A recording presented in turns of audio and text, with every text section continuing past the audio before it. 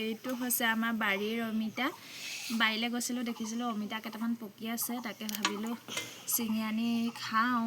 আৰু যিহেতু বিহুৰ ছিজন, এইকেইটা দিনত মই মানে একোৱে খাব পৰা নাই জানেনে, সেইকাৰণে ভাবিলোঁ এয়া অমিতাটোকে খাওঁ। আৰু গাটো বহুত বেয়া, তাকে গা বেয়া, এতিয়া ভাত পানী খাব মন যোৱা নাই।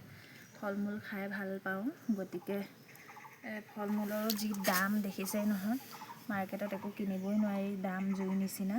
আৰু এনেকুৱা লোকেল বস্তু পালে মানে খাবলৈ বাৰু কাৰ মন নাযায়। আপোনালোকে বাৰু এনেকৈ পকা অমিতা খাই ভাল পায়নে?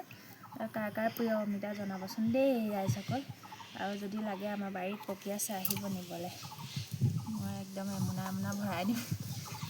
এয়া কাটি আছোঁ অমিতাটো, বাকলিটো অলপ ডাঠকৈ গুচাইছোঁ, নহ'লে বাকলিখিনি থাকিলে অকণমান তিতা তিতা লাগে খাবলৈ, সেইকাৰণে বাকলিটো ডাঠকৈ গুচাই দিছোঁ। আৰু এয়া এতিয়া কাটি ল'লোঁ। অমিতাটো বৰ ভাল হোৱা নাই, যিহেতু এতিয়া আনচিজন হয়। আৰু দেখিছেনে ভিতৰখন মানে অলপ বেয়া, খোজ খাই খাই বেয়া হৈ গৈছে, হ'লেও খাব পৰা যাব বাৰু। এয়া মই বেয়া অংশখিনি কাটি পেলাই দিছোঁ আৰু ভালখিনি